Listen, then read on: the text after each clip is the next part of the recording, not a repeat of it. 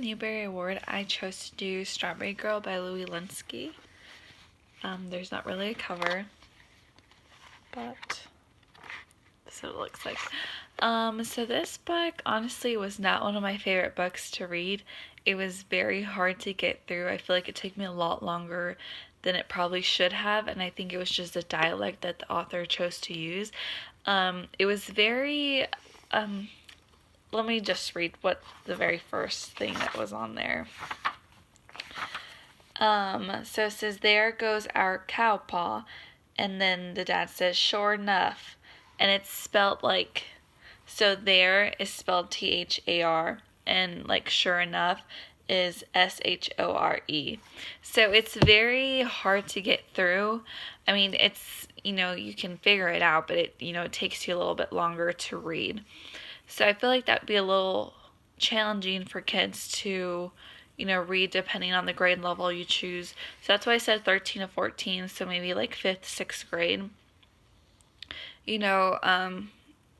So definitely a little bit geared towards older students, just because it's that the whole book is like that. The way the dialogue is, that's how the characters speak to each other.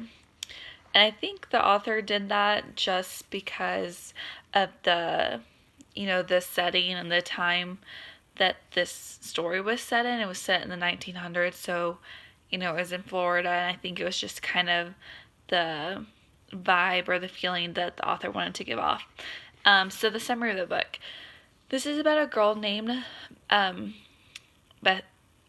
Birdie, sorry. Her name is Birdie, and her and her family move to a small town in Florida, and they are not welcomed. Instantly, they become rivals with their neighbors. Their neighbors are not very nice people whatsoever. They love to give Birdie and her family a hard time. Birdie, the whole time, like the whole story is really about her and planting strawberries, growing strawberries, and the Slaters, their neighbors, they let their cattle run through her garden. They ruin everything. So there's this constant battle between families. And the Boyers, which is Birdie's family, they're very nice no matter what the Slaters do to them.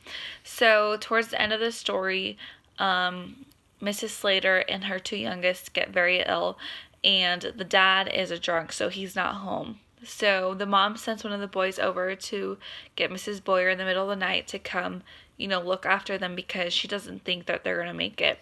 And Miss Boyer, without, a second thought, she goes and she stays with them for a few days until they get better.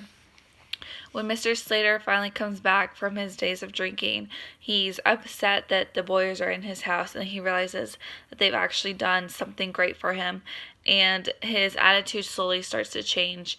And at the end of the story, he's a completely different person, and so at the end of the story ends with them being on good terms. So for my activity that I chose to do, I decided I wanted to do a character trait.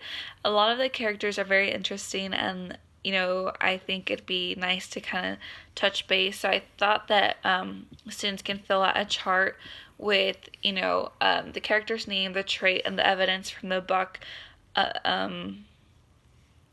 the trait. And I think later on, after they do all, so there's like 6 blanks, I think. After they do all 6, they can pick one and do a little bit in-depth character trait on them.